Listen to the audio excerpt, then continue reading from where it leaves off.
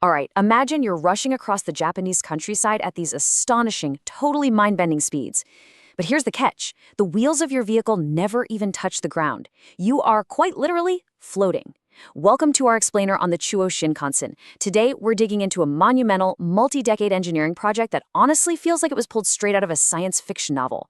It's the ultimate culmination of Japanese maglev development that actually started all the way back in the 1960s, and it truly represents the quest for the ultimate train.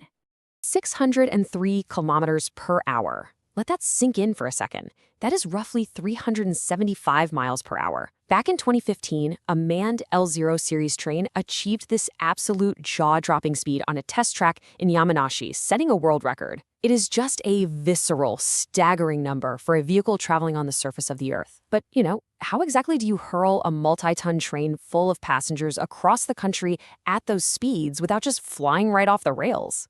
Well, let's dive into Section 1, the magnetic levitation dream, floating above the friction. What's really fascinating here is the technology itself, starting right with the acronym, SCM Maglev. That stands for superconducting magnetic levitation. So instead of relying on traditional wheels rolling over steel tracks, this train uses superconducting magnets on the vehicles and electromagnetic coils on the track itself.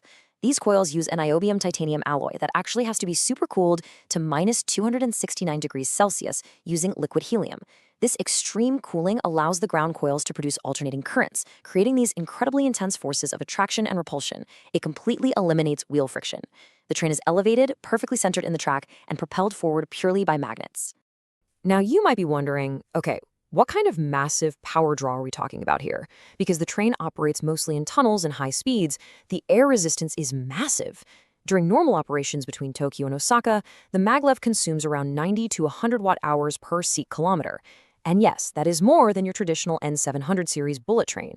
But the overall energy footprint is surprisingly efficient.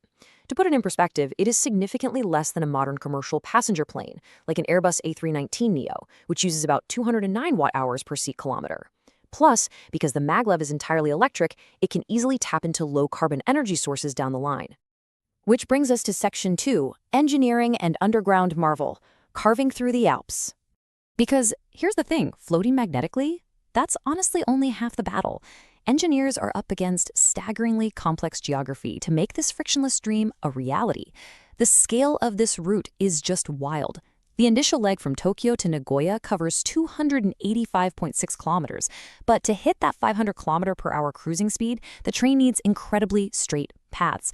We're talking a minimum curve radius of 8,000 meters.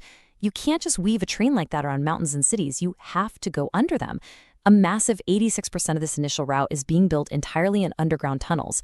The most formidable of these is the Southern Alps Tunnel. It's roughly 25 kilometers long and plunges to a maximum depth of 1,400 meters below the surface. They're literally carving a perfectly straight line deep beneath the Japanese Alps. And this highlights a brilliant bit of strategic logic. Why go to such incredible extremes? Well, first, the existing Tokudai-do Shinkansen route is heavily congested. But second, and absolutely crucial, by building deep underground, engineers are creating a highly earthquake-resilient backup for Japan's most vital transit corridor. If a major seismic event were to disrupt the coastal route, this deep underground line serves as a literal lifeline connecting the country's major hubs. All right, moving on to Section 3, the Shizuoka Water Dispute, or Nature Pushes Back. So, digging a 1,400-meter deep tunnel through an entire mountain range is bound to cause some disruption, right? Which brings us to this crazy dramatic irony. An unstoppable, frictionless train brought to a total standstill by an 8.9-kilometer patch of mountains and a single river. Construction actually kicked off way back in 2014, but by 2017, progress ground to a complete halt in Shizuoka Prefecture. Now, the route only passes through Shizuoka for 8.9 kilometers, a tiny fraction of the whole project. But local officials raised very serious concerns that this massive tunnel construction would leak water from the Oi River, lowering water levels and threatening local biodiversity. This sparked a complex, years-long negotiation between the railway operator, JR Central, and the local government. It really highlights that delicate balance between national infrastructure ambition and local environmental protection. Finally, in 2026, we saw a major breakthrough. Shizuoka Prefecture's expert panel approved all 28 environmental conservation measures proposed by JR Central, which included some very strict steps to protect the Oi River's water resources. The current governor, Yasutomo Suzuki, finalized the agreement, leading Vice Governor Sho Hiraki to declare, "A very big hurdle has been overcome." After years of stalemate, the path through the mountains was finally officially cleared. But that brings us to Section 4, staggering costs and delays, the price of the future. As you can imagine, carving 1,400 meters into the earth and navigating nearly a decade of environmental disputes comes with severe financial friction. The original construction budget for the full line was estimated at around 5.5 trillion yen back in 2007, but due to all these unprecedented technical challenges, the deep underground tunneling, and the massive delays, that budget has absolutely exploded. Following revisions, the estimated cost has literally doubled to approximately 11 trillion yen. To put that into perspective, that is nearly $69 billion for this single mega project. And naturally, with ballooning costs come cascading delays. The original target to open the Tokyo to Nagoya leg was 2027. Well, that date was abandoned long ago. Now, JR Central expects the initial route to open no earlier than 2035. Meanwhile, the second phase, the extension onward to Osaka, was initially slated for 2045. Thankfully, after the Japanese government stepped in and provided a massive loan to expedite things for the sake of the regional economy, that Osaka extension has been pulled forward to open as early as 2037. Still, a project initially meant to debut this decade has been pushed deep into the 2030s. So let's step back for Section 5, the future of travel. Is the dream still the same? These delays really force us to zoom out and look at the broader socioeconomic context here. When this project was first greenlit, the world was just a very different place. But first, let's just appreciate what is actually still being promised here. Right now, traveling from Tokyo to Nagoya takes about 90 minutes. The Maglev is going to cut that down to just 40 minutes. Tokyo to Osaka currently takes about 140 minutes. The Maglev will do it in just 67 minutes. This effectively connects Japan's 3 major metropolitan areas into a single massive economic zone.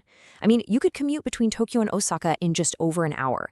That has the potential to fundamentally transform patterns of work and daily life. It's a total game changer. But that promised speed is now colliding head-on with some harsh new realities. When JR Central first planned this, they were relying on very specific passenger and revenue forecasts. Today, though, COVID-19 deeply entrenched remote working across Japan. People simply aren't commuting 5 days a week like they used to.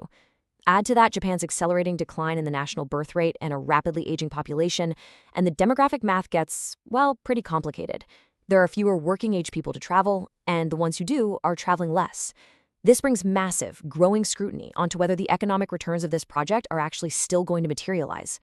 Which leaves us with this final, lingering thought. We are witnessing one of the most magnificent technological feats in human history.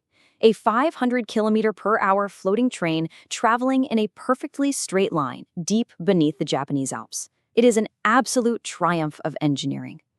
But does a $69 billion megaproject still hold the same value in a society whose daily life, working habits, and population demographics have fundamentally transformed since the first shovel even hit the dirt?